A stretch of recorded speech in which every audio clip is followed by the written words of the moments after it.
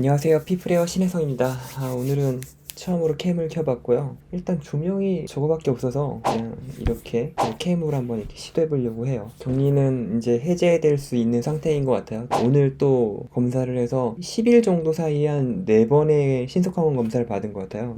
코로나 조심하시고요. 오늘은 곤도의 결심이라는 책 저번에 읽었다고 말씀드렸잖아요. 거기 있는 내용을 좀 요약해드리면서 제 경험도 좀 같이 전달해드리고 싶었어요. 그래서 일단 이 책입니다. 이 책. 곤도의 결심. 인상 좋은 사장님이 나오죠. 이제 이야기를 시작하면 이 책에 이제 부제로 이렇게 써 있어요. 나는 절대 누구도 해고하지 않겠다. 곤도 누부유키라는 사장님이 나오는데 近藤会長です。よろしくお願いします。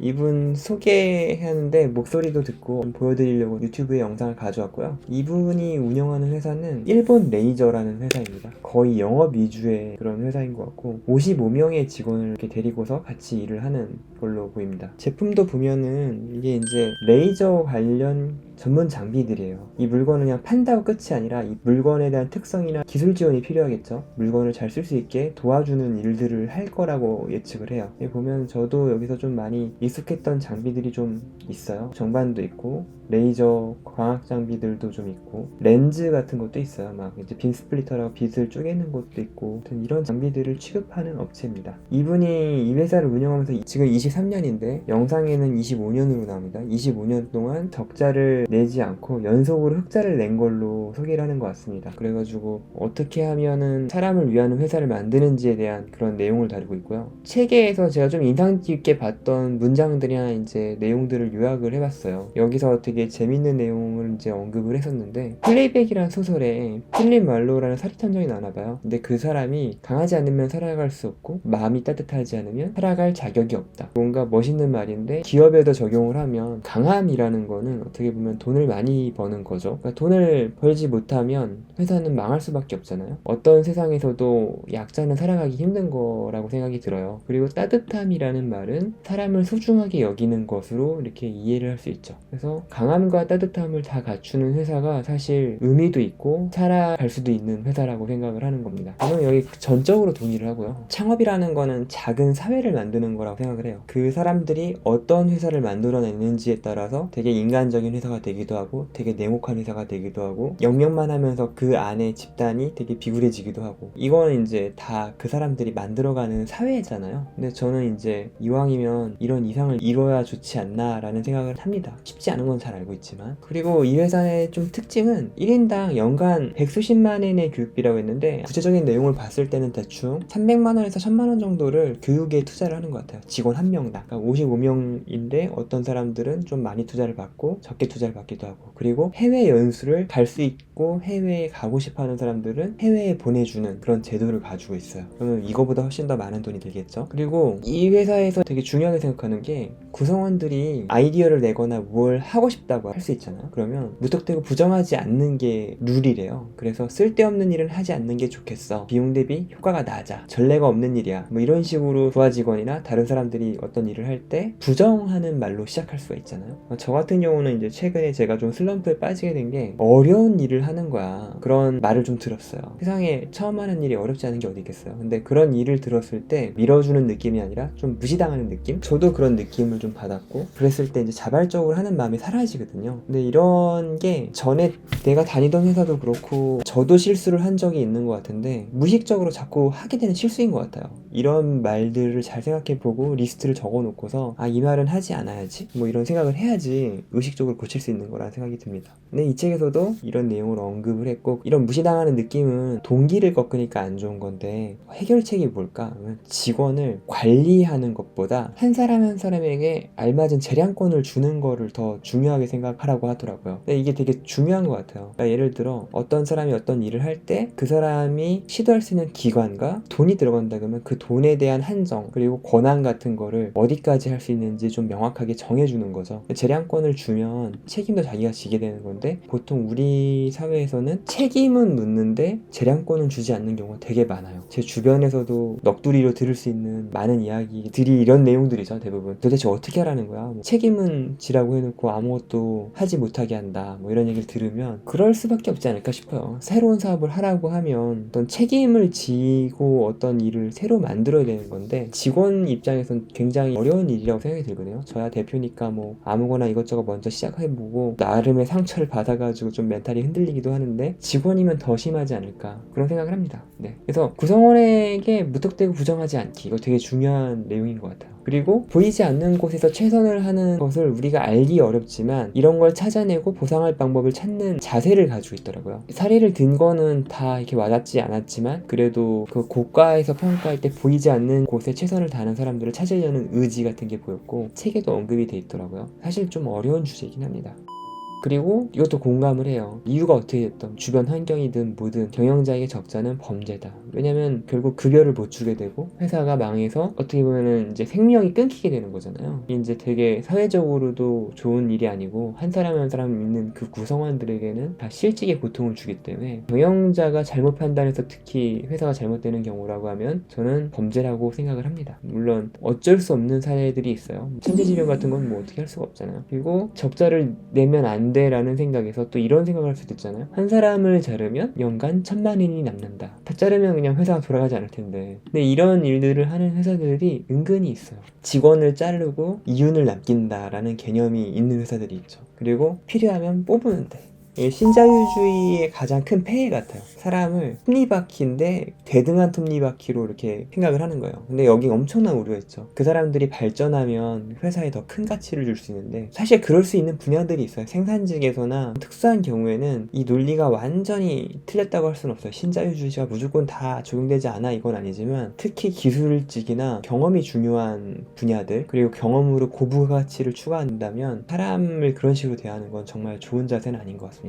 그리고 이 회사에서 제일 멋있다고 생각했던 게 60세 정년인데 퇴직금 받고 재고용을 한대요. 뭐 일하고 싶으면 자기는 무조건 재고용을 한대요. 무조건이라는 말이 100%인지 모르겠어. 재고용해서 65세까지, 또 65세에서 또 70세까지 또 고용하는 거예요. 5년 단위로 계약을 하는 거죠. 현재는 80세까지 연장한다고 하는데 일본도 고령화가 심각하잖아요. 그거에 따른 제도의 개편을 한 거죠. 그러니까 이게 단순하게 회사가 사회교과서나 이런 데 정의되어 있는 거 보면은 이윤을 추구하는 집단으로 되어 있는데, 그게 아니라 어떻게 보면 사회의 한 구성원으로서 같이 나이 들고 같이 살아가는 사람들에 대해서 안정감을 주는 그런 역할을 하려고 하는 게 느껴지고, 또 육아나 간병에 대한 생각도 좀 많이 다르더라고요. 육아는 당연히 이제 하면은 아이들을 챙겨야 되는, 특히 여성분들이 그런 분들이 많죠. 그러면 이제 아무래도 시간을 들여서 올인하긴 힘들어요, 일에 대해서. 그거 당연한 거라고 생각을 하고, 그랬을 때 회사가 그 사람들에 대해서 남자면 더 일을 잘하니까 여성은 자르고, 이런 구조를 가진 회사들이 꽤 많아요. 여건이 어쩔 수 없어서 그런 경우도 있겠지만 대부분의 경우는 여건이 돼도 그렇게 하는 경우가 많습니다. 우린 다 알잖아요. 그냥 이용하고 있다는 거 서로. 그리고 감정에 대한 생각도 되게 존경스러운 부분이었는데, 직원 한 분이 자기 자신을 종합병원이라 부른대요. 이분 같은 경우 심장질환을 앓고 있어서 일주에 3일은 먼저 일찍 퇴근을 해서 투석을 해야 한대요. 인공투석을 하니까 굉장히 고통스러운 삶이죠. 근데 이 사람은 그 신장질환을 앓고 난 다음에 과장 승진을 했고, 이분이 계속 일을 하는 거, 이 병 때문에 일을 그만두는 일은 없게끔, 그리고 어떤 다른 상황이 생겨서 더 몸이 안 좋아지는 경우에도 회사는 그 사람이 일을 적게 한다고 그냥 버리지 않는 거죠. 근데 이게 저는 굉장히 중요하다고 생각해요. 예를 들어서 육아 때문에 일의 효율이 떨어지고 그 역할을 덜 하기 때문에 회사의 퍼포먼스가 떨어지는 것도 당연한 거예요. 근데 회사가 이런 것 때문에 유지를 못하는 수준이 아니고 망하지 않는다고 한다면, 이 회사가 이런 사람들을 챙겨주는 모습을 본 구성원들은 이 회사를 위해서 충성을 하고 지켜야 되는 회사라고 생각을 할 거예요. 결국 회사가 어떤 곳인지 누구나 다 알게 되는 거잖아요. 그러니까 이 회사가 나를 이용하고 내가 아프면 날 버릴 회사인지, 아니면 이 회사는 아프더라도 최대한 일하게 해주고 내 생활을 보장해 주려고 하는 회사인지, 이런 걸 알게 된다는 거죠. 근데 이런 내용들이 이 책의 사이사이에 좀 스며들어 있는 것 같아요. 이게 구체적으로 딱 이거다라는 아니지만 이런 사례들을 이야기를 해주고 사회에서의 회사의 역할에 대해서 계속 언급을 하시더라고요.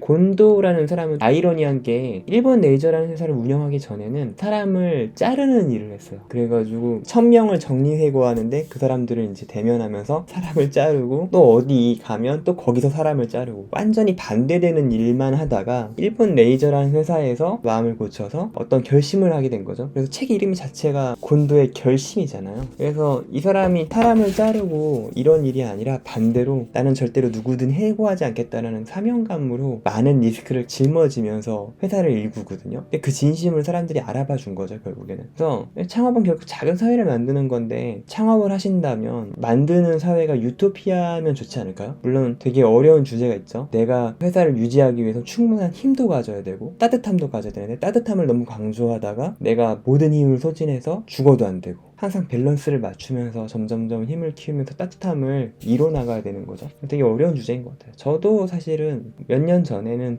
회사가 적자였고 그 다음에 흑자로 전환해서 이제 조금 안정되어 가는 상태가 된 것 같아요. 근데 여기서 우리가 따뜻함을 보여줄 수 있는 기회를 가진 거죠. 이런 기회가 몇 번 오지 않을 것 같아요. 제 생각에는 기회를 가졌을 때 사람들한테 잘해야 우리 회사가 사람들의 마음을 더 잘 얻고 좀 더 능률 있는 일을 하고 결과적으로 그렇게 열심히 일을 하기 때문에 다시 회사가 힘을 더 얻고 선순환을 타야 되는데 그럴 수 있는 기회를 가진 거는 저는 되게 행운이라고 생각해요. 사실 사업을 다 운이라고 생각하기 때문에 되게 저는 이런 말에 대해서 되게 공감을 많이 하게 됐습니다. 결국 회사가 어떤 곳인지 누구나 알게 된다는 것과 사회에 공헌해야 되는 회사를 만들어야 한다는 거죠. 그리고 여기 솔직히 일하고 싶다면 누구나 80세까지 일할 수 있어야 한다라고 책이 써 있어가지고 이 부분 제가 스크린 캡처해서 가져왔는데 시니어 직원 비율이 20%예요. 되게 종신고용에 대해 되게 재밌는 생각을 하시더라고요. 공헌과 헌신이라는 말이 나오죠. 아이를 가진 직원한테 바라는 거는 공헌이래요. 그러니까 회사에 이 사람이 담임으로서 마이너스가 나지 않고 플러스가 나기를 바라는 거예요. 어떻게 보면 되게 많은 걸 바라지 않는다고 할 수 있죠. 남녀 차별하는 것 같기도 하고. 근데 이거는 따뜻함에 대한 이슈로 보면은 우리 사회가 아이를 기를 수 있는 사회가 아니잖아요. 지금 일본은 우리보다 고령화가 더 먼저 와가지고 여성들이 아이를 가지지 않는 분위기가 이미 있었던 거죠. 그래서 여성을 가지지 못하게 하는 그런 분위기를 만드는 회사는 좋은 회사가 아니고 나쁜 회사라는 생각을 가지고 있는 거예요. 그래서 바라는 것이 공헌이고 다시 복귀해가지고 아이들이 어느 정도 성장했을 땐 다시 회사에서 멋지게 일하길 기대하는 거죠. 실제로 그런 롤모델도 있고. 그리고 시니어에게 바라는 거는 이게 되게 웃긴 게 우리는 나중에 나이 들면 어디 가서 소일거리나 하면서 뭐 돈돈이나 벌지 이런 거잖아요. 근데 그게 아니라 자기가 배웠던 모든 노하우와 경험을 젊은 사람들, 새로 일을 시작하는 사람들한테 아낌없이 알려주는 거를 이야기를 하더라고요. 그래서 헌신하지 않는 자세로 그냥 용돈이나 벌려고 오는 사람들은 자기는 고용하지 않는데요. 물론 이 회사 분위기를 보면 그런 사람들도 없을 것 같아요. 그런 이야기를 해서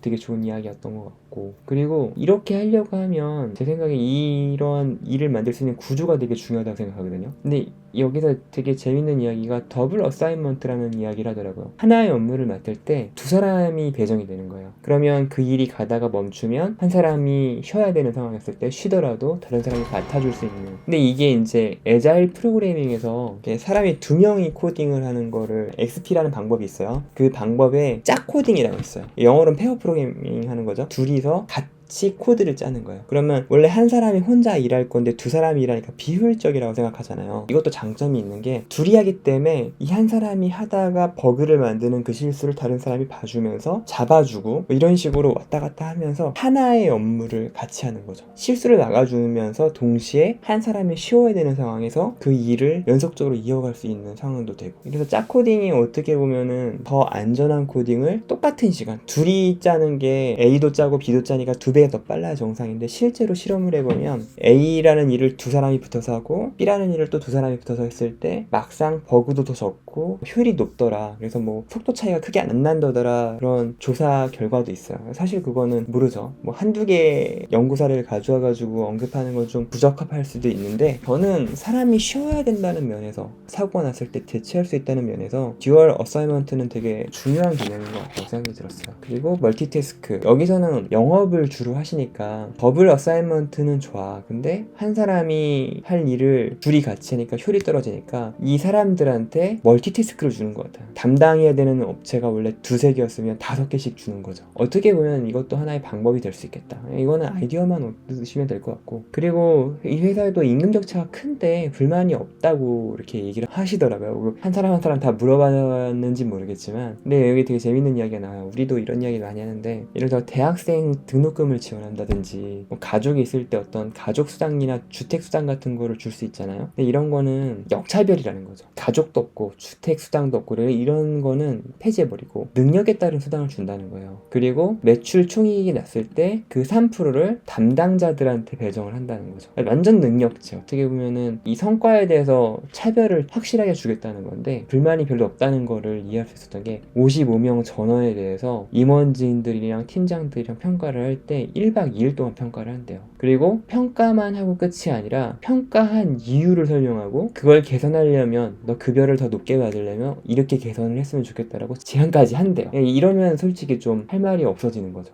약간 불합리하고 수긍이 안 되는 부분이 있다 하더라도 이런 자세로 평가를 한다고 하면 그 갭도 많이 줄어들 것 같고, 여기 설문 전부를 가져오진 않았어요. 왜냐면 이 책이 여러분들도 한번 보실 만한 책인 것 같아서 내용을 다 다루면 좀 말이 안 되죠.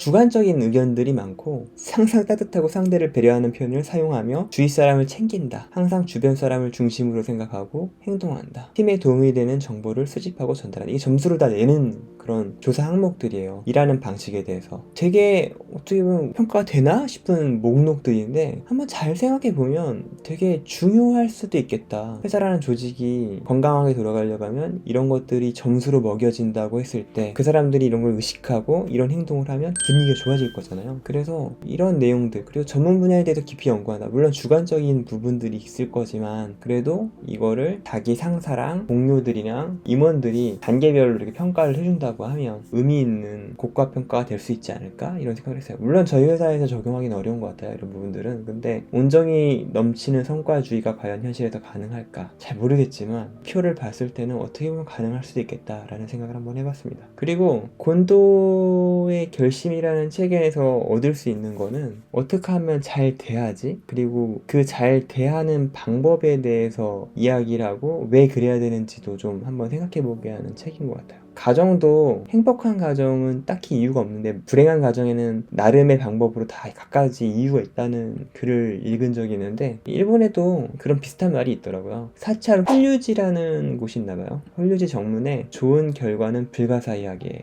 나쁜 결과는 당연하게 여겨라. 이건 이제 야구 감독 노무라 카스야는 승리에는 불가사의한 승리는 있대, 패배에는 불가사의한 패배는 없다. 그러니까 회사가 잘 되는데 이유는 없는데 망하는 데는 반드시 이유가 있다는 이야기더라고요. 다 통하는 면이 있죠. 그러니까 망하는 거는 그 나름의 방법대로 다 이유가 있는 거예요. 하지만 잘 되는 거는 운도 따라야 되고, 이게 이제 불가사의라는 거죠. 우리는 최선을 다해도 성공하지 못할 수도 있다는 거에 대해서 겸손하게 받아들이는 그런 글 같아요. 그리고 곤도 회장님이 생각하는 소프트라는 원칙이 있는데, 소프트는 속도감 있게 일하고 심플한 것, 개방성, 기회균등. F는 fair, 공평하고 유연성 있게. T는 투명성을 가지고 팀워크. 이렇게 짝을 이루는 거예요. 어떻게 보면 심플하고 스피드는, 그러니까 복잡한 게 속도가 빠르진 않을 거잖아요. 기회를 균등하게 하는 거는 다 오픈된 마인드로 어떤 일이든 도전할 수 있게 도와주고, 그리고 유연성을 갖추면서 페어하라는 그런 이야기로 저는 이해를 했어요. 그리고 투명성이랑 팀워크랑 또 짝이 돼서, 이 소프트 원칙은